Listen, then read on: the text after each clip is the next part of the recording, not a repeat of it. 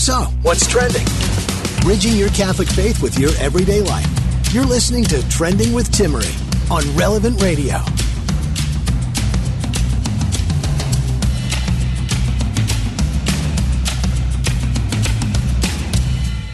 I'm so excited. Shout out to the Inland Empire. IE, baby, it is so excited to be with you. If you are in San Bernardino, Southern California, I was born and raised in San Bernardino County, Diocese, in the mountains, the beautiful mountains there in Lake Arrowhead. So welcome to the Relevant Radio Network. You're listening to 1290 AM if you're in the Inland Empire there in Southern California. And a shout out to another one of our new networks in Pittsburgh, 106.3 FM. Relevant Radio is growing. Welcome to the family of Relevant Radio. My name's Timmerie. I'm happy to be with you. I'm happy to be with you in the Inland Empire as well. It is an absolute joy to be here. Coming up today on Trending, if you didn't know, I'm expecting a baby any day now. Please keep us in your prayers. But my dear friend Jim O'Day, the executive director at Integrity Restored, is going to join us in a little bit because we want some parenting advice for new parents. I know myself, perhaps that's you. Maybe you're thinking about starting a family. So he'll be sharing some sage wisdom, and I would love to hear from you as well. I posted on Instagram and Twitter asking your advice for new parents. We'll also discuss this important question, and I want you to ponder it. And you can tweet me or post on Instagram. You can find me at Timmerie, that's Timmerie. Do careers really exist, or are they just jobs? Do careers really exist, or are they just jobs? Do we need to stop taking the whole career thing so seriously, as if that was our only purpose and meaning in life? It's a good question, something for us to ponder, and we will unpack further in just a little bit here on Trending. I want to unpack this, though. So often we hear this narrative that kids prevent you from living, innovating, having fun. Yet at the same time, we hear the greatest regret the generation, such as the boomer generation, even many in Gen X now have said, is that they didn't have children or they had too few.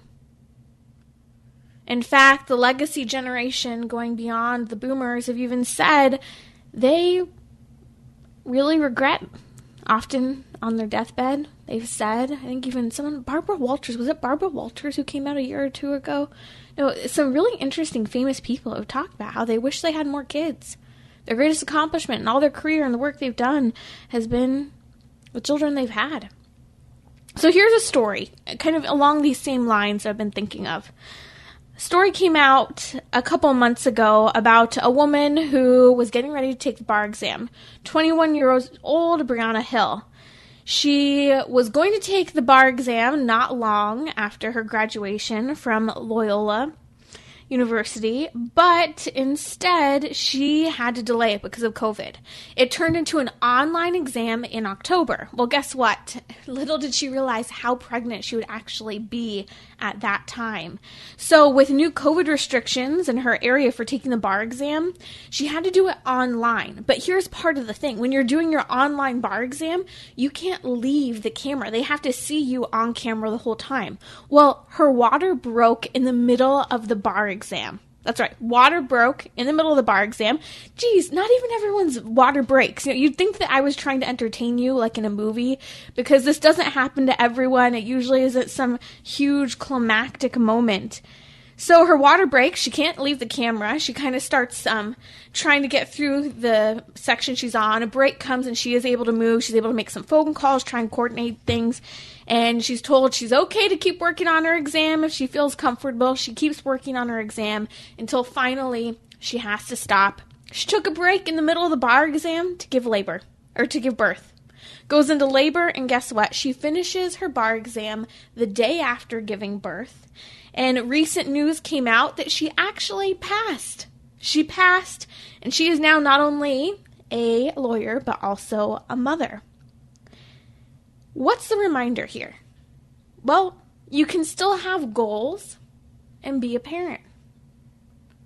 Doesn't mean that your goals might not have to adapt and change. For example, any goal you have. She had the goal of becoming a lawyer and she couldn't take her exam back in June. She had to wait till October. Things happen. Things are delayed. We fail exams. We have to try again. It's not just a child that can get in the way, as some might say, of the things we try to do. Then on the other side, we have to remember that we have responsibilities that go beyond just career. We have responsibilities that go beyond just our goals and our hopes and dreams. While these are all great things, they can sometimes get in the way of what we're truly called to. Those responsibilities and those gifts we have to contribute to society. There can become this confusion, and we think that, well, our only contribution is the work that we do outside of the family that we've created. And so it's a reminder that we have primary responsibilities. And we have to recognize and ponder daily what comes first. And make sacrifices, yes, for our goals, but also to put those primary responsibilities first. One great example is our faith. So often we dive into the work day or into taking care of the errands and the things that happen day to day, and we forget to pray. Give that just honor to God. Now, often children come on the back burner and are put as that sacrificial offering on the altar of our careers. Another story that comes to mind in the same area when we talk about children first is a recent story of a cancer survivor. After having suffered a miscarriage, Ellie Whitaker actually ends up discovering that she's pregnant. She's about 16 weeks along, pregnant with another baby, this time a baby girl. And she discovers a lump in her neck. In her neck, she ends up discovering she has Hodgkin's lymphoma, stage 2. Doctors tell her to abort the baby, that treatment would be extremely harmful for the baby, and she refuses the abortion. She delays her treatment for the cancer, delays chemotherapy, delays. She was considering starting chemo closer to 30 weeks. The cancer was not progressing to an extent that she felt like she was in a bad shape to continue to wait, so she waited until after she gave birth to her baby. Well, although the cancer did end up developing to stage 3, she chose to wait. She chose a heroic choice to put her child first. Now, this is difficult. This is always one of those moral questions that people battle with. What if there's some life-threatening disease and the mother has to forego treatment or receive treatment that could be harmful for the baby? There have been many heroic moms like Ellie Whitaker who have chosen to not have an abortion, who've chosen to delay various types of life-saving care. And guess what? Ellie Whitaker is now cancer-free, and doctors believe and hope that it will not come back. But one statement that came from Ellie that really stood out to me, she said, I pushed the cancer as far from my mind as I could and focused on Connie. This is a really good reminder. So often it can be easy to become distracted by our phones, distracted by the things we have to do, distracted by work, distracted by emotional things around the election, you name it, whatever it might be. And we can allow those things to pull us away from our primary responsibilities. You don't have to be a parent for this to be a problem. It can be even a distraction when you're at work and you're supposed to be responsible for the various tasks and team you have to work with. But it's an even bigger deal when it gets in the way of children. Remember, we emphasize this within the Catholic Church, that marriage is directed toward the procreation and education of children, to having babies and raising them in the faith, forming their character. And that's your call before you even conceived a baby. When you have a baby, that baby is number one. And so I love these historic stories and heroic moments of moms who are lawyers and take their bar exam while giving birth. Easy? No. But what comes first? Of a mom who forwent cancer treatment but chose to keep her baby first and keep her baby safe. And look at the benefit. She's cancer-free. She's doing great. That baby has her mom there with her. You're listening to Trending with Timmerie. We're going to discuss in just a few minutes here, do careers really exist or are they just jobs? What sort of attitude do we have about the work that we do? My guest today is the executive director of the organization Integrity Restored, which helps people who are struggling with pornography addiction or loved ones who have a pornography addiction to be brought back into this sense of healing, of peace, and of joy, and to not be pulled down by your addiction or the addiction of someone else. Jim O'Day has also had an incredible career working in various fields, which he'll share more about today when we dive into the career topic, but is also a father of a handful of children. I've asked him to join us today to discuss advice for new parents as we are waiting for our baby to arrive. Welcome to the show, Jim. Hey, Timmerie, great to be with you as always. And I just want to start by saying, if your water breaks, we are finishing the segment. Okay? You got it.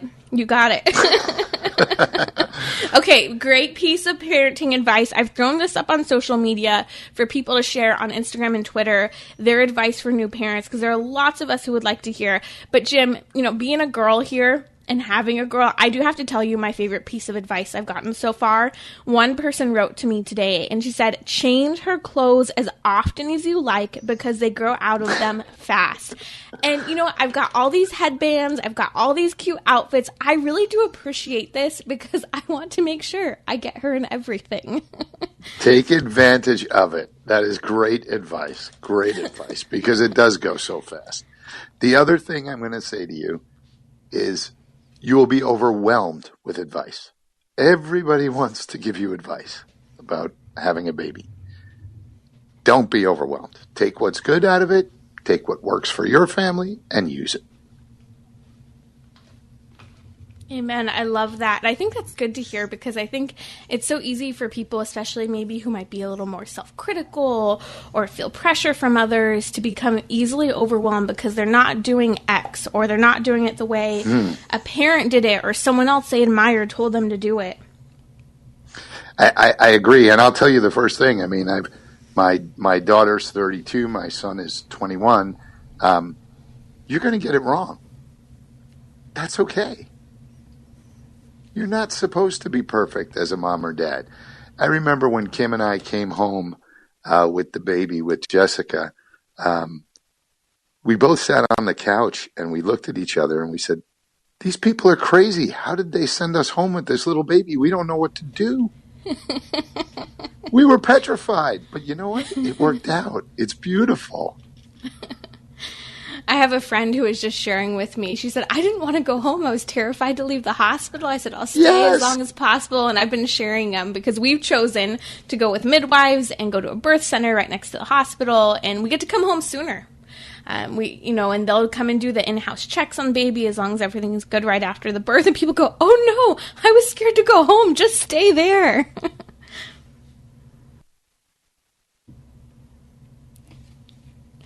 You're listening to Trending with Timmerie. I think we just lost Jim there for a second. I'm back.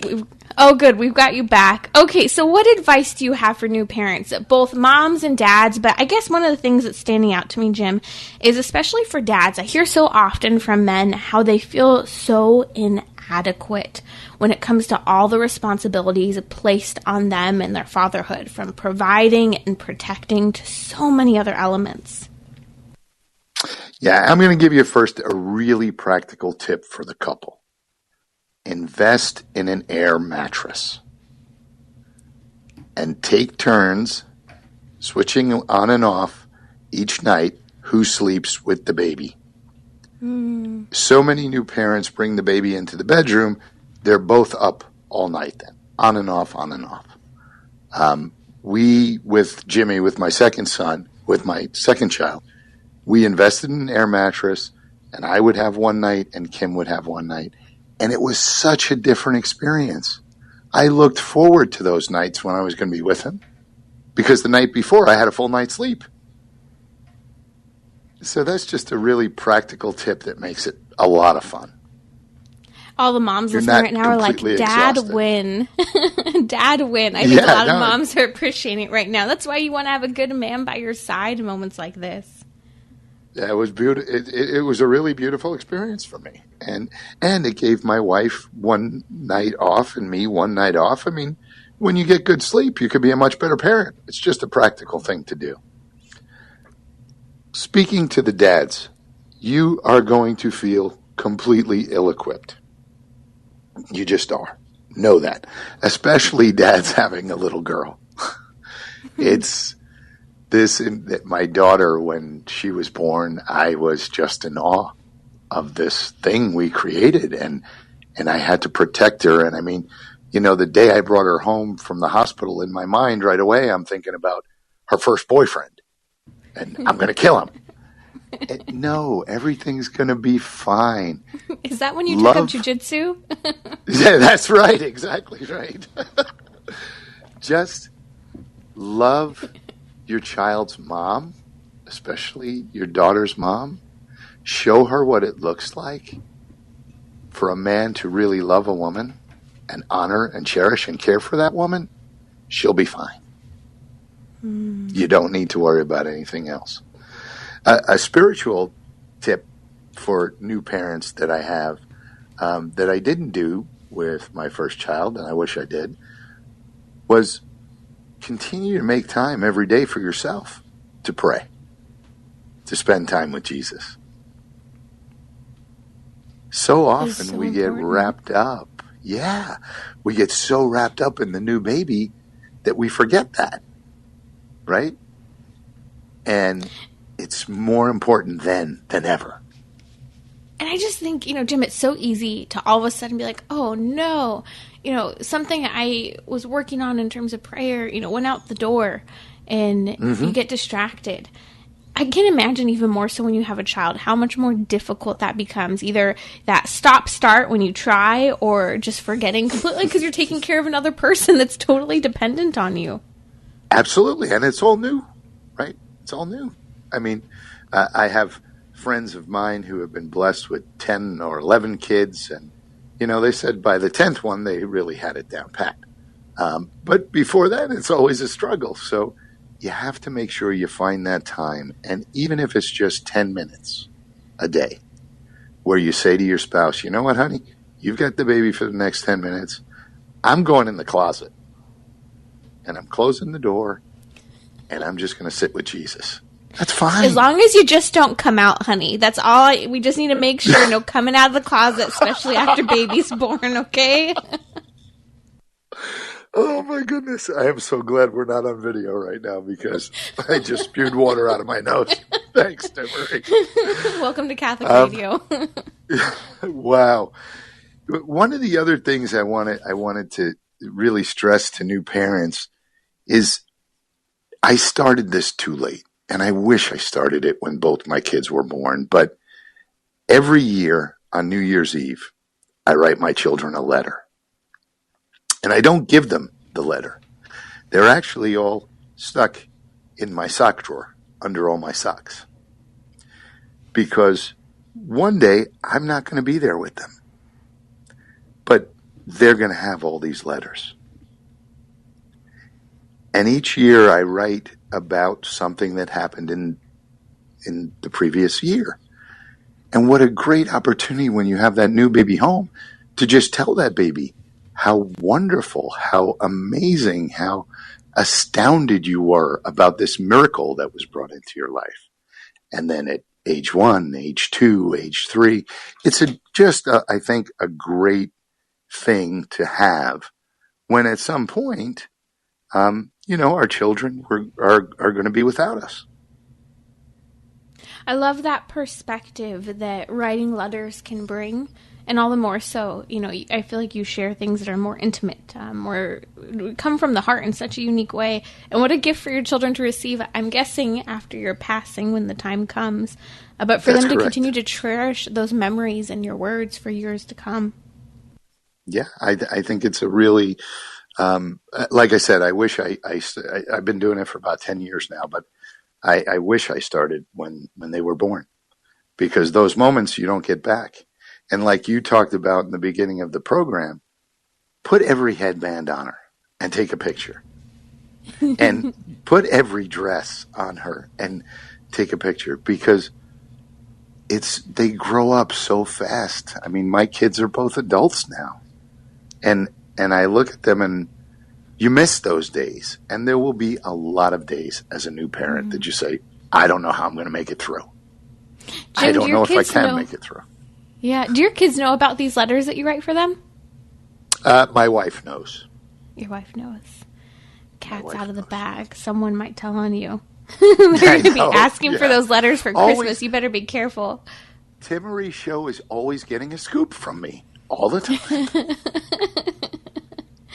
I love it. Okay, last tip before we have to run to this topic of career, and I think it really does relate.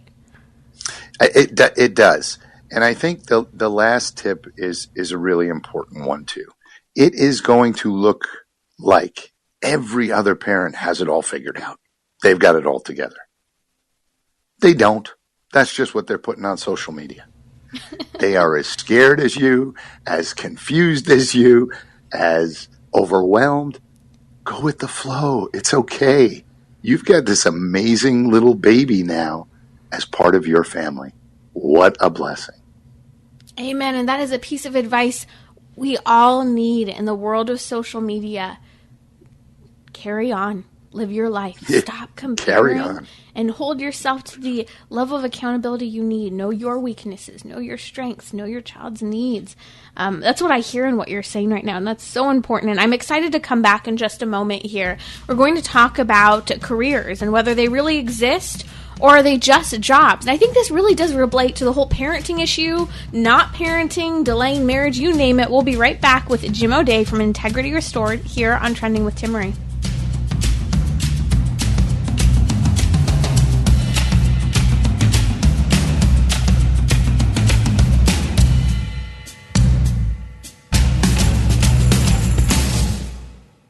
Have you noticed that the seasons of Advent and Lent have something in common? Hi, this is Father Rocky with another Advent inspiration. Both are seasons of spiritual preparation for a big event. Advent prepares us for the birth of Christ on Christmas, and Lent prepares us for the death and resurrection of Christ on Easter. Just like if you run a marathon, you have to get in shape weeks before. We have to get in shape spiritually for these two momentous feast days. It's not yet time for celebration. It's time for preparation. That's why the vestments used at Mass during Advent and Lent are violet in color and not white. That's why we don't sing or recite the Gloria at Mass during Advent and Lent. And the music in the liturgy is sober and simple, and altars are not decorated with flowers. And everyone's encouraged to fast and go to confession and do some penance in preparation for Christmas. To listen to any of Father's Advent inspirations or to sign up to receive them daily via email, visit us on our mobile app or at relevantradio.com/Advent. Underwriting by the Catholic Singles app, an online community of single men and women looking to connect with other Catholic singles who share their faith and values. The Catholic Singles app, the platform connecting single Catholics around the globe. So, what's trending? Bridging your Catholic faith with your everyday life. You're listening to Trending with Timmerie on Relevant Radio and the Relevant Radio app. Shout out Inland Empire. I am from the Inland Empire, San Bernardino County, beautiful Lake Arrowhead, the mountains there. And we, that is Relevant Radio, are so happy to be with you on AM 1290 as well as Pittsburgh 106.3 FM. Welcome to the Relevant Radio family, our shows, our hosts. I'm Timmerie. It's great to be with you. I hope you enjoy the show. I'm really grateful especially to Captain Barfbag on social media, specifically Twitter, because he had this glorious social media stream that I talked about a couple weeks ago having to do with how the boomer generation told Gen X and Gen Y, wait to have kids, wait to get married. And what's happened? Well, people can't find spouses, and their biological clock was ticking to the point where it's no longer ticking anymore. Now, in this stream, one of the things that was said that I thought was incredibly thought-provoking, and I want to get my guest thoughts here, is that careers, they don't exist, that they're just jobs. Jim O'Day from Integrity Restored has had an incredible past in terms of his career and his jobs. If you could share a little bit about it, and then I would love your initial reaction to that idea that careers don't really exist and that they're just jobs. Well, I think the first thing I'll say is work is called work for a reason. It's not called fun, right? If it's work. I have I guess you could even say reinvented myself a number of times. I've had executive roles in consumer products, defense, homeland security, and now not-for-profit work, specifically dealing with pornography addiction. So talk about, a varied career path. The difference to me between a career and a job is just a couple simple things. A job is a paycheck. A career is a journey. A job is short-term. A career is long-term. And the final one is, in a career, you're looking to move, grow. In a job, you're looking for a new job. That seems to be, throughout my work history, what I've found. But the bottom line, to go back to our first comment, work is work. It's not called fun. It's not called fun. Okay, I want to touch on that for a second, because many people have commented how there's a massive difference between, for example, the boomer generation and the millennials. Millennials tend to have this attitude of we hop every couple of years from job to job. An increase in pay, an increase in position, you could even say status is much of the attitude, versus there's that legacy attitude with boomers where they stay in one place, they're loyal, they're comfortable, they build even a community, we could say, in a sense, around work, which, we could even touch on how maybe they put too much emphasis on those relationships in the work environment. But that kind of touches on the difference of job versus career, even among the difference in generations. Yeah, and I think, we as businesses, right, organizations, we have supported that, right? We don't necessarily look for keeping employees long-term anymore. Everybody kind of realizes 3 years, 5 years, whatever the magic number is, people are going to be moving on. And that's really unfortunate, because it costs a lot more money. I can tell you, as a guy who's led many organizations, it costs a lot more money to train somebody new than to keep a current employee happy. So I think that's problematic. But I also think you're missing some stability. There was a benefit to the family, in my opinion, when jobs were much more stable. When you had a job and you knew that this was your career and you were going to journey, however quickly or slowly, up the ladder in the company, but that was where you were going to be. And maybe you switched companies twice in your career, or maybe 3 times. There was a stability to the family that I think was important that we're missing today. Absolutely. And, it's interesting when you talk about that, because it's also a stability of the person who is working.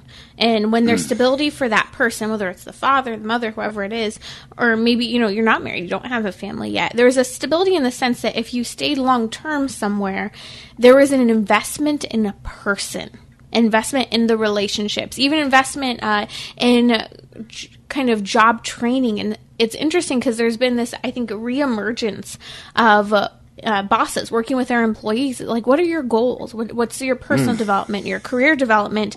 And I think the reason for this is because it used to be that was natural and organic within the work environment, but with this constant changing every couple of years, that's really been removed from the conversation of who you are in a particular company. Oh, I would agree completely. I think that's a great analysis. And so it does make it harder for the manager, the supervisor, the executive to get to know those people and to help support their long-term goals, because they know in the back of their mind, even if they don't say it, well, we probably have them for 2 or 3 years, and then they're going to, go down the block to the next company because they got a $5,000 a year pay raise. It's created a much more we talk about the gig economy. Well, your full-time job now is kind of like a gig economy, right? You're going to go to the next one if it gives you more money. Interesting. And I get it. But I also think that psychologically, emotionally, relationally can be really difficult on that person. Yeah, you might feel great you got a raise, but now you're somewhere new. Mm-hmm. Not an easy thing. And I want to tie this because we're talking about attitude with regard to the job, the work itself. And you mentioned this gig mentality, which can kind of make us go chasing, the next time I'm desirable to someone. Just like we chase the next like on social media or the next popular post that we throw up. But kind of flip that a little bit and relate it to the issue of how many people are told that, or kind of build this idea in their head from the culture that work is more meaningful than marriage and children. And so therefore they chase the gig, they chase the work as their vocation and career in life rather than seeing their purpose and meaning within relationships within the context of marriage and family. So I just want to bring St. Joseph into this conversation for a minute. So if we look at St. Joseph, obviously I'm sure he was an incredibly skilled craftsman and carpenter. And we read that he was a carpenter, but in passing. What we really read about from this strong, silent man is how he took care of his family, how he responded to God's call to him.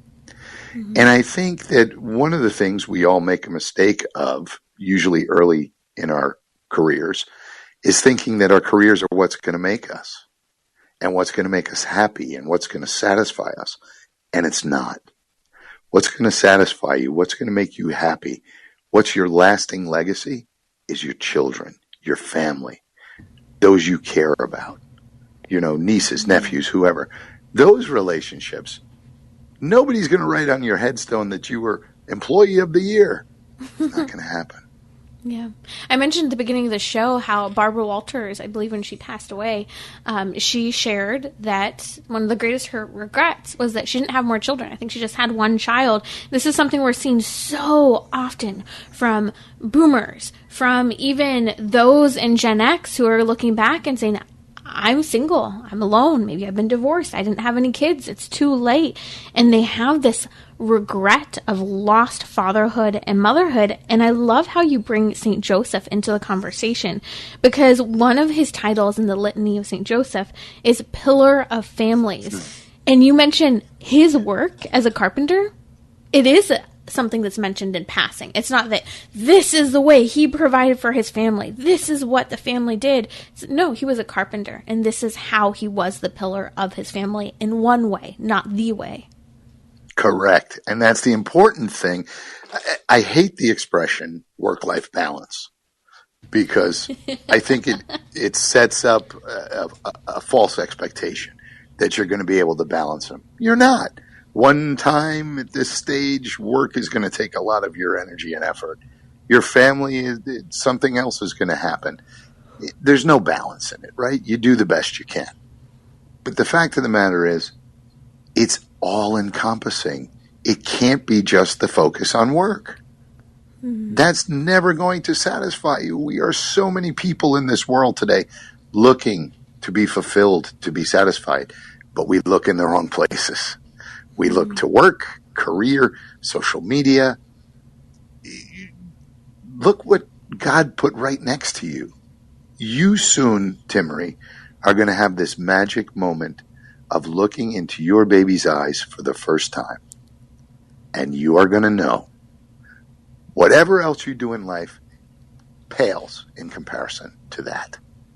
And if you are single and you are not blessed with children, that's okay. You still are blessed with children. There are children in your community that need your help, that need your time, that need your attention. This is one of, I think, the fruits of the church, where it talks about how all of us, married, unmarried, are called to spiritual motherhood and spiritual fatherhood. It's written into our bodies. Our bodies, even if we women do not have children, our bodies are created toward the purpose of nurturing physically children, carrying children. And so that means something very deeply on an ontological level about who we are. And the same for men. It's such an important dimension. You know, I think some people who are terrified of being parents and delay getting married or having kids, when they can start to understand that their motherhood and fatherhood begins on the spiritual level, it's a part of who they are no matter what, it really does transform the attitude we have about who we are, even within the workplace, actually. And I think this is where St. Edith Stein is so valuable in her discussion. You know, right around World War II, as many women were working, having to step into that role, she talks about how the greatest value of women within the workplace is that ultimately women help men from atrophying, because they would almost become this cog in a machine and miss the human dimension in their interaction in the workplace. Oh, and there's no question that women have an innate gift, a uniqueness that men don't have, and it's been great for the workplace that women are involved, moving up the corporate ladder. You know, the proverbial glass ceiling has been broken, and we have women executives now, and team leaders, and presidents, and CEOs, and it's been great. But the problem is, even they, if all they have is career, are probably not satisfied.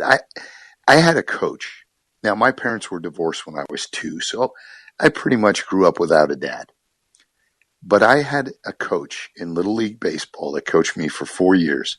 He was a single guy. He was never married, but he coached baseball and Pee Wee football in Woodside, New York, where I grew up.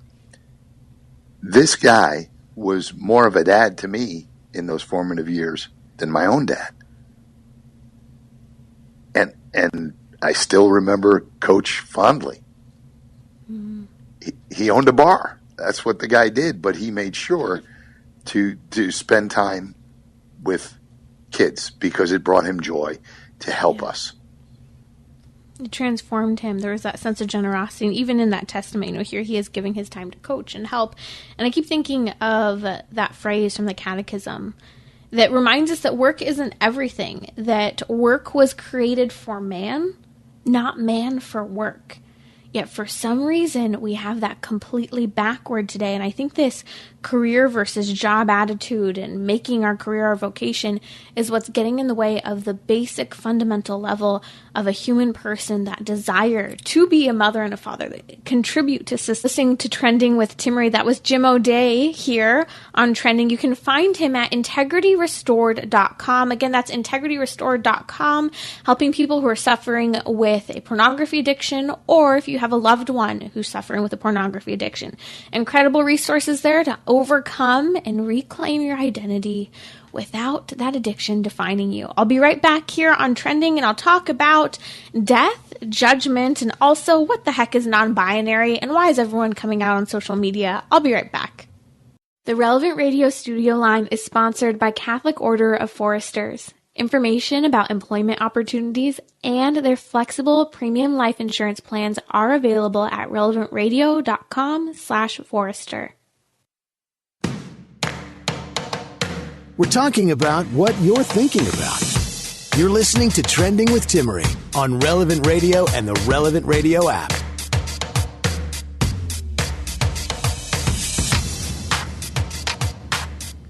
You will not define who and what I am. Listen, we're all unique. We're all unicorns, okay? We just need to get this and make sure it's really clear. There's a reason one of the most popular toys for kids today are unicorns, because the LGBTQ movement wants kids to know they're unique and you can identify as whatever you want. Now, on one side, they've got something right. We are all unique, treasured specifically for who we are, not what we do, not what we look like, and so forth and so on. We are all unique, unrepeatable, and loved unconditionally by God.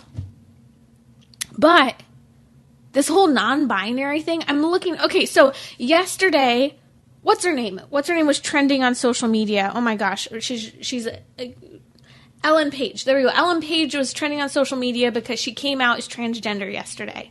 She's now Elliot Page.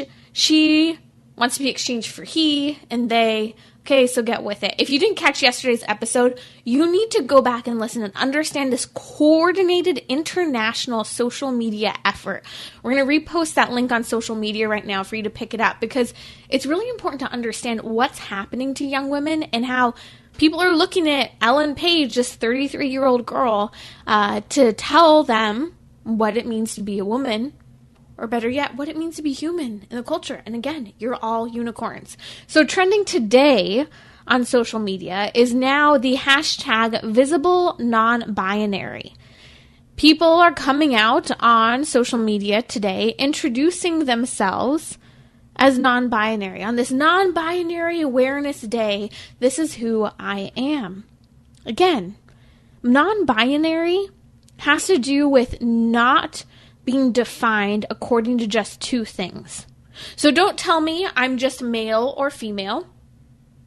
Don't tell me I have to choose between the two, because in fact people are choosing between the two, even if it's not biologically correct, physically correct, anatomically possible to even do things in that way. I'm just saying, I'm reminding us all, in case we forget, it doesn't work that way, okay? Just being clear.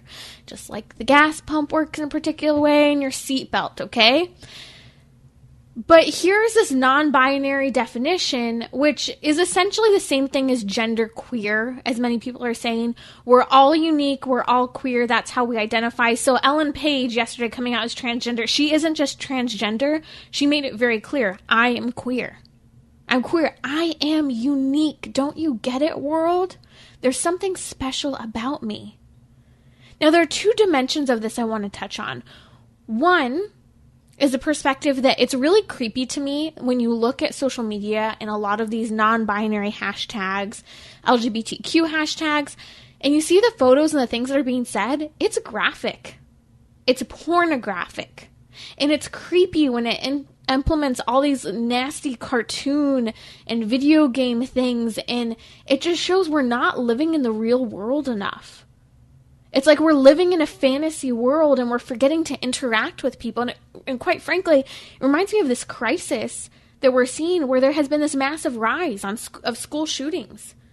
And when we look at some of these instances, some of the people who are shooting up these schools literally still think they are inside a video game. We are living in a virtual reality. And it's leading people to say, well, what am I? Am I even real? What am I created for? What's my purpose in life? And so all of a sudden they're saying, well, look at who's saying I'm unique. It's the LGBTQ movement that is saying, you do you. You are special. We will support you in absolutely any way that you want to identify. And we will love you. And they'll love you as far as you go down the path of their agenda. And they dump you when you say something they disagree with. They've dumped Bruce Jenner, in fact. I mean, no one wants to talk about Bruce Jenner now. Ellen Page, they've renamed her as Elliot Page. She's the new Billboard poster girl for them.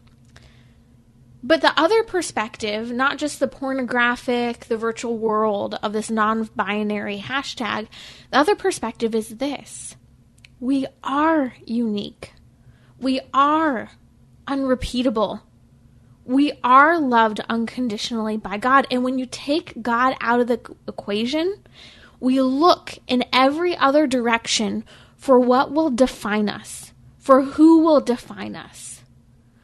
We're looking for a creator because we've gotten rid of the creator. And so we make ourselves the creator. That's why relativism is so prominent. We suddenly begin to say, well, this is what I identify as true, and this is what I identify myself as. And so that's why the unicorn is one of the most popular kids' toys now. It's an agenda to say you are special and you need to know that. And you can be whatever you want. But from a Catholic, a Christian perspective, we need to tell the same story. And it doesn't take a unicorn with a horn to tell you that. And in fact, when everyone has to become a unicorn, everyone has to become queer, what's interesting is we actually all just become the same. We all become neutered. We all begin to look the same. And there's something that's very problematic about that. when we start to believe that there really is nothing that different about us, because we've tried so hard to be unique to the point where we've just fit in, and now there's nothing left. We've lost our humanity. This is why we see the LGBTQ community, after they make this transition, they come out of the closet, you name it, they're not happier. Their suicide, depression, and anxiety rates are even higher. And it doesn't have to do with a lack of cultural acceptance, because the culture is very tolerant. In fact, although there are people who dismay me at times in their reaction to others, most of the culture is scared to speak out and disagree with anything LGBTQ. And I've grown up my entire life with loved ones who have identified as gay. And we have loved them, and we have had relations with them my entire life. And if anyone felt rejected, it was because they perhaps didn't like a social media post having to do with what is and is not true about male and female. But they can never say the way they were treated or interacted with our family devalued them. But the movement of LGBTQ itself is degrading. It is one which says there's nothing special about you, and it basically just crosses you out as just another number, just another statistic, just another person being counted in the census. Just another person in the crowd. This is why people are coming out, because they want to be more than that, but then they find when they come out, they're not really anything more after all. So that's why the sorrow remains. So we are at a point in history, you and I. We are at a precipice. People are standing on that precipice, and they're looking out into this beautiful world saying, tell me who I am and what I am. And you and I need to respond to that question. We have to have those difficult conversations, or better yet, the beautiful conversations about life, beauty, the purpose in each and every life. Over the course of the next week, I'm going to be going through the 4 last things. And I love to talk about this during the Advent season. As you know, it's my favorite liturgical season. The 4 last things have to do with death, judgment, heaven, and hell. And today I want to speak with you for just a moment about death, because I think it's something we don't ponder enough. And if we were to ponder death a little more often, it might lead us to take more seriously the truth and reality about who we are as a human person and what we are created for, where we are meant to be going. It really does transform how we look and interact with our day-to-day needs and goals. There's a line from St. Alphonsus Liguori in his book, Preparation for Death, 10 out of 10 recommend. I'm going to be posting tonight on social media some of my favorite things to read during Advent, and Preparation for Death is up there, number 1, if you have not read it. And he says this about death. My brother, if you wish to live well, endeavor to live during the remainder of your life in the presence of death. Now, in his discourse, he talks about how often there's a tradition in the church where we used to have skulls that people would keep, specifically saints, on their desk as a reminder of their mortality. Because death is certain. It's not avoidable. All sorts of television shows and movies might talk about the undead, the resurrected, superheroes who never die, but that's not reality. Might sound nice and feel nice, but that's not the case. In fact, in his book, he talks about how the skull is looking at him, and at one point it says, what you are I once was, and what I am you will become. That is, the skull's looking at the person and saying, what you are I once was, yeah, I had all these things, but what I am you will become nothing, just a heap of bones. So from a physical, because if we think about death, so often we think about, in life, all these achievements, all these things we take with us, but we go to the grave with nothing. We go to the grave with nothing. We look forward to the resurrection of our body, but we look forward to being united with God in heaven for an even greater life. We are just traveling here on earth. Now, St. Alphonsus Liguori and many others talk a lot about death, but one of my favorite things when talking about death is how when we die, the one thing we do take with us, it's not all our possessions, it's our sin. It's our sin, our vice that we've struggled with. St. Teresa of Avila actually talks about the importance of working on one predominant vice at a time in our life, because this is how we will root it out from our lives, eradicate sin from our lives, because we don't want that one thing to be what we take with us to death, because in fact, at our death, the demons, just prior to death, use that vice against us. The demons come to claim their property when we have sinned, especially in a state of mortal sin. Don't let the demons be present and tempt us and accuse us of those great vices. Work now, as St. Teresa of Avila says, on one predominant vice at a time. Eradicate it from your life. Understand what the opposite virtue is of this vice that you are struggling with. Pray for that grace. Pray for that virtue, and use Advent now to ponder your death and to ponder those things that we need to root out of our life so that we can attach ourselves to Christ to this Advent.